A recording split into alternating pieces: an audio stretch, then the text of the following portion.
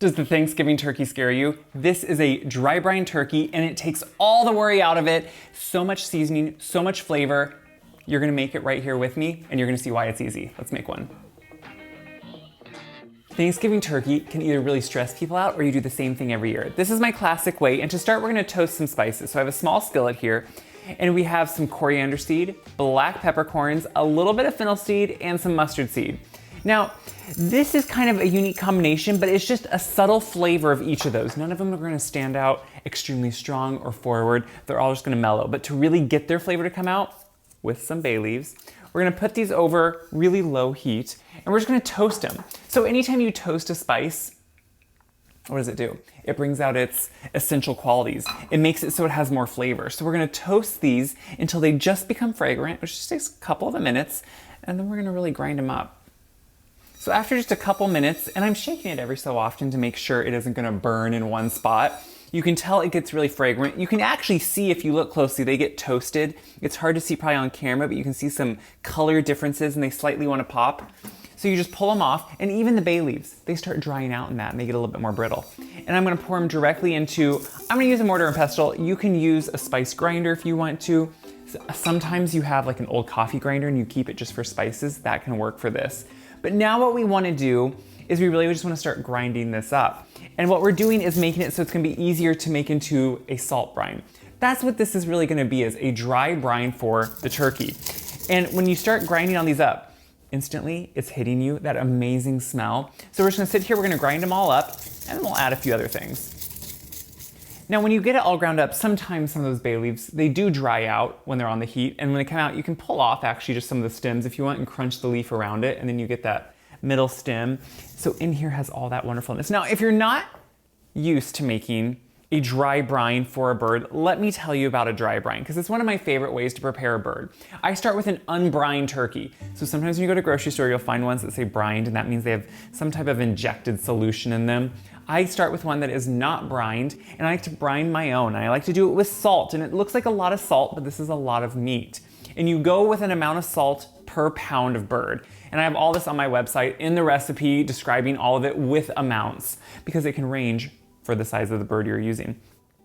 But a dry brine, this is a classic recipe I've had on my website for years, and I'm updating it slightly with the dry brine because a dry brine is a lot easier. It's a lot more manageable to put into your fridge, the turkey, instead of submerging it in a bucket of water and salt and letting it sitting there in the fridge. That can be hard for us, especially on the holidays. So this condenses it to be just a dry brine, and it really intensifies the flavors and the aromatics we're gonna use too. So in here we have our ground spices. We're gonna add some chopped up fresh sage that I just chopped up. Super fragrant, super just one of my favorites. I mean, come on, what time of year is this? Thanksgiving, that's when we use it. Thyme, which I'm just gonna pull off the leaves and put some thyme leaves in there. So when we're talking about herbs, when we're talking about spices, anytime you can get those directly with some salt and get them to sit on the meat, it's actually gonna intensify the flavor and help it actually soak in. So what the salt does is it works into the meat, mixes with the natural juices, and then it pulls those juices out. They pick up those flavors, go back in, and it really does make a huge difference on your turkey. So the next in here, right into this little spice rub, what we wanna put in next is a little bit of sugar. It's not to sweeten the bird necessarily, it's to enhance the flavor. And again, this is a lot of meat, remember. So we're adding in that sugar, and it's also gonna help really give it a beautiful golden hue as it's roasting. And then the important thing here is salt. And remember, watch the recipe, it's for kosher salt. That's completely different and measures differently than table salt. And that's a big thing to remember, because different types of salt will really be different types of intensity. So this is kosher salt, which is what I always use, but also especially when I'm doing any type of brining. So I'm mixing this up, and you can see here, look at the beautiful, has some herbs in it, has those spices in it. But now we're gonna talk about the bird. Now remember to always check. I took the giblets out, the neck out. Use those for your dressing, use them for gravy, stock, whatever you need, but don't leave them in the bird. You wanna make sure you have your bird thawed out, so put it in the fridge days before. And again, I have all that information on the recipe. But you wanna make sure that you don't just keep it out at room temperature to thaw it. You wanna thaw it in the fridge. That's gonna be the safe way. So I always check around now for some excess skin, because there is some. Like here up front, we're gonna have a little bit too much of this flap, and I like to cut some of that off. It just, to me, roasts a little bit cleaner than for one, and it leaves it not quite so much fat that's sitting around it. Same with here in the back. If there's ever excess pieces, I like to just go ahead, take those off. I also take off this tail end. I think it roasts more clean. And this is what I'll use then if I want to, if it has meat on it in stock and anything else. So once our beautiful bird is ready, which it's a beautiful one. Now, if you're not into meat, I totally get it, and that's fine. But this is now the really easy part. And this is what you can do the night before, because it's best to sit 24 hours in this brine. It can go as little as 8, but I think 24 is the key. We're gonna take this salt with the herbs, with everything, and we're gonna start really just working it all over. And it's gonna look like a lot of salt, guess what it is, but it's not that all that salt is being worked into the meat. It's really gonna do a magical number, and you're gonna be glad you did this. So I'm gonna sit and slowly start putting this all over, in the cavity everywhere, and then we'll put it back in the fridge. Now you wanna make sure to use all that salt. So I put it on the bottom, I put it everywhere, even put it in the cavity. And I know that sounds kind of weird, but you want this to be seasoned really well all over that meat and anywhere it can get. So if you're putting it all over, there it is. This smells amazing, but you know you're gonna have a really good bird at this point too. So what I now wanna do is transfer this to just a smaller pan here, only because this is what's gonna fit in the fridge easier. This big one obviously wouldn't. And if there's any residual, I'm still gonna put that up over it. Once you get on here, remember, of course, wash your hands, always in between things. I wait till I get done, hopefully touching the meat as best I can, and then use the soap and water to wash them. Now, when I put this in the fridge, you're gonna know something weird that you're gonna think is not good, but guess what it is? I'm not gonna cover this saran wrap, and there's a very key reason for that. I want the fridge to slowly work and dry out the skin a little bit. If you leave this uncovered in the fridge, so you have to have room around it, a perimeter around it, but if you leave it uncovered, the fridge slowly dries out the skin, slightly dry ages it, think of it as, so when you roast this, it will become even more crisp and give you that shatteringly crisp skin that you really want with a turkey. So what I'm gonna do now is take this, we're gonna put it in the fridge, we're gonna come back tomorrow after it has brined, we're gonna make a delicious butter for it, we're gonna baste it in the butter, we're gonna have a delicious bird, you're gonna have a good bird. It's the Thanksgiving that the turkey wins, and that's what this is about. It's the next day, the day of the turkey, and you can see it kind of doesn't look anything that different. It has dried out slightly, and you can tell because the color of the skin has slightly dried out, and that's exactly what we want. That means we're gonna get a more crispy skin in the end. This brining process is super important, and to me essential in a turkey to make sure you get so much flavor, so much moisture in the meat, and it really makes it delicious. Think about how often you go away from Thanksgiving not really thinking about the turkey because it's not great. You're gonna be thinking about this one. So I have everything ready, but first what we wanna do is get ready our basting butter or our basting liquid. And really I'm using a classic method. A lot of you may know it as like a Martha Stewart style method because that's what it is. And we're gonna start with butter. You know, butter is flavor, it also browns really beautifully.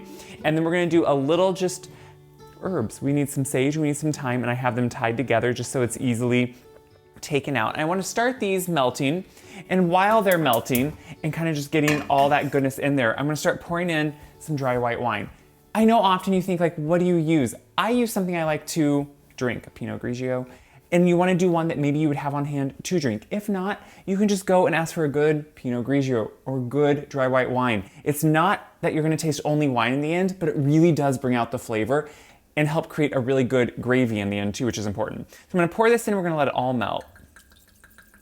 So that melted and then kind of just simmered a little bit or steeped really for those herbs to kind of come out. Look at that beautiful mixture. So we're gonna keep this on warm, but we're also gonna use it here in a minute. But to get everything ready, this is when you want your juices, you want your stock that's created underneath the drippings to be really flavorful so you can make your gravy so it can really be the best it can be. You know, you don't make a turkey like this often, it might as well be the best. So what I do is just roughly chop up into nothing too great size-wise of pieces. I don't even peel them. Some carrots and some celery. It's nothing special, it's nothing perfect, but that's the point. Even onion, I'm just gonna leave it with the skin. I actually think that colors it really nicely. And I'm just gonna chop it maybe in quarters. I think we kind of overthink sometimes certain things, but the thing is, we're gonna strain off any of the excess. So when we make our gravy out of drippings, whatever you do, you strain off the excess so you don't need to worry about it. Same with garlic. I'm literally just gonna take one of my garlics. I'm gonna just chop it in half expose it, and that's it. So like this, I will probably actually throw this one in the cavity. Certain things I throw in the cavity, we'll put like maybe half of an onion in there, throw that in there. I don't like to stuff the cavity with stuffing. I think that makes maybe a couple pieces of carrot and a piece of celery in there. I think that can make it seem a little bit irregular where you don't know what's going on. I don't like to know if it doesn't cook fully through inside. It can kind of change how the bird cooks if you do put stuffing in it. So I like to just put a few vegetables, a few things to really flavor things into the bird, and that's it. So I'm just spreading out some of these. Even the tops of all that garlic, I want those in here. So I'm gonna take those out that I cut it in half and put some of those around. Put the rest of the celery, the onion. This really does all make a difference. Once we have all the vegetables in there, I then do like to take my 2 legs here and truss them. Just because when they bake, they can sometimes slightly want to go up, and I don't like that. I want them to stay somewhat together and not just flange way open. You know, it's these little things, and it helps it bake evenly. We all think this is maybe just for looks, or maybe there's no reason for it. The thing is, there are reasons for these things. It helps it bake evenly, and that is what you want. So once your bird is ready, we're gonna set it right on here. Now notice I have a rack. You can use a V rack if you have a roasting pan with that. Anything that's just gonna raise it off. You don't want the bottom to get soggy. So that's why you wanna raise it so that heat can transfer all around it too. We're gonna take our turkey and set it there. Now these wings, I will always turn, put them underneath in front. That just protects the tips from burning. So it also helps, again, it's another thing that's gonna be more even as it roasts. All this is creating something that's gonna help it be more even, help it roast more evenly, and that's what you want. Notice I'm washing my hands in between. You know, even though we're still working with all the raw things here, I like to wash, I like to be ready, I like to be prepared, and feel like it's gonna be clean. So we're gonna have some cheesecloth. Now again, this method is a classic method, and the reason it works is because it protects the bird while you're basting, traps it all in there, and then at the end of roasting, an hour at the end, we take the cheesecloth off so it can fully brown. But otherwise, it starts browning and cooking the breast too much up top. It can be uneven. So I have about 4 layers here of cheesecloth, you can see. I'm just gonna open them up, you can see it, and we're gonna lay that over it. But what I'm first gonna do, it's messy, but we're gonna take our butter mixture, and we're gonna soak the cheesecloth right in it. So once it's all in there, and this is just to make sure, it's a lot easier to do it like this than it is to baste it over a dry cheesecloth. So now we're gonna pull it out. Guys, you know, sometimes this is why you don't have everyone in the kitchen with you, because some of the things we do in the kitchen is not pretty, but it gives you a pretty bird. So I'm gonna open this up. I'm gonna let it just drain out some of that excess a little bit. And then I'm gonna bring it right over the turkey. And don't worry if it's dripping, don't worry about any of that. But what we're gonna do here is open it up and cover everything with this cheesecloth. Make sure your cheesecloth is just covering. And again, I know this seems probably bizarre and you're like, I don't do this. This is about getting that classic perfect bird. And that's what, to me, this is all about. This roasting method really does make a difference. And if you feel like sometimes you get too dark on top, or it browns too quickly, or it dries out, this is gonna really help you. So every 30 minutes, I will go in with my baster. I'll keep this liquid just warm on the stove. I'll go in every 30 minutes during roasting, and I will just be basting this cheesecloth, which will just soak in that liquid. It's really a beautiful way to ensure all these things, while they seem like annoying steps, each step ensures that you have a great outcome. And that, to me, is what this is all about. Let's take the fear out of a turkey and know we can do it. So I'm gonna put this right into an oven. We're gonna start hot, and then after a few minutes, we're gonna turn it down. So I'm gonna start at 425, and then after a while, we'll turn it down to 375 for the rest of the roasting. Last hour, take the cheesecloth off, and we're gonna have a beautiful turkey. I have about 1 hour left on this roasting. You can see the cheesecloth gets really browned, and it's nice and golden underneath too, but I wanna really finish roasting it so it fully gets its golden hue without the cheesecloth. So in that last 45 minutes to an hour, we remove this and see how it's protected it and made it just really beautiful. The great thing is, guys, this is not something that you're gonna see on a video and it only works for me. It's gonna work like this for you too, and that's the important part here. This is a very good method to make sure you have a beautiful golden and crisp skin. So I'm still basting it. In these last half hour, I'll baste it maybe every 15 minutes instead of every half hour. And look at that luscious, it really, to me, this is there anything more beautiful than this? In that last hour too, you should start checking the temperature, the size turkey you have. is always going to mean it cooks at a different rate. So you always want to be just checking it. You know, you can follow a recipe, but the size and the difference in your oven could always change that. So I'm basting a little bit more here. We're gonna pop this back in now without the cheesecloth, so it just evenly gets that golden hue, but I think it feels like Thanksgiving already. Once the turkey was finished roasting, check the temperature. I always like to take mine out about 5 degrees under the finished temperature because it's gonna finish that cooking. It's so hot, so much meat outside of the oven. Then I let it sit for at least 20, if not 30 minutes. Tint it, but that has so much residual heat in it, carryover cooking, it's gonna stay hot, but also you wanna redistribute the juices. So that to me is essential. Look at this bird. It is beautiful. You have that beautiful skin, that nice crispness to it. The legs are beautiful. Everything is just, to me, this is a gorgeous, it's a classic turkey, and that's what you want. So when you start to deconstruct one, it is nothing pretty, it is nothing easy per se, but what I'm gonna go in and do is look for my thighs first. You know, I kind of do it different each time, what I do, and I will go in and kind of take different things out depending how it just fits for what I'm looking for. But the thing is, I always think, if you have a way that works for you, do it. Don't think you have to follow what someone else does. So I'm gonna open those up just so I can get to the breast, because that makes it easier for me. And now I have plenty of room that I can get in here and follow my breastplate down.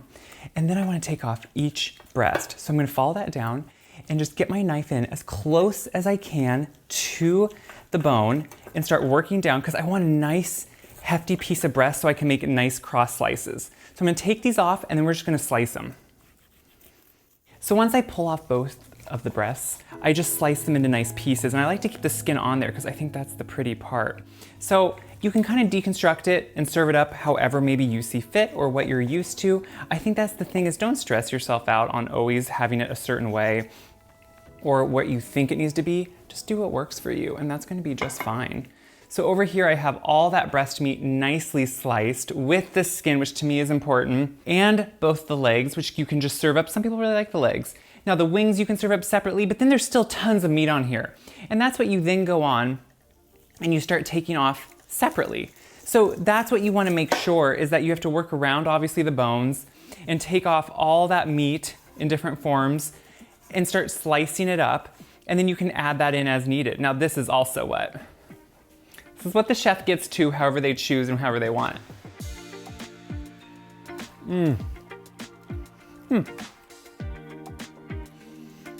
What is great about this turkey?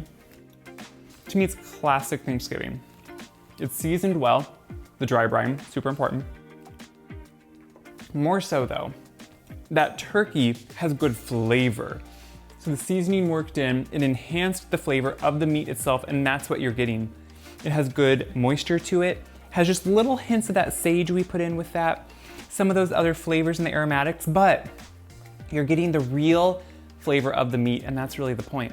Now with the drippings underneath, of course, make your gravy, strain it off, separate the fat, then work it and make it right in here. But the star of the show is gonna be this turkey. The beautiful skin, the great flavor, perfectly cooked, rested well, still steaming after all that resting period. That's how much heat is in there. So don't be scared of making a turkey. If it's new for you, or if maybe the person who usually did it can't do it anymore, and you're picking it up for the first time, you can do this. If I can do this, you can do this. Check my website, wiseguy.com, for this recipe.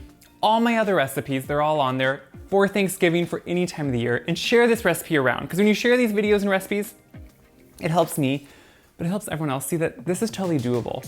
And that's the whole point of Thanksgiving. The point is coming together, having good food, and not being stressed. Happy Thanksgiving.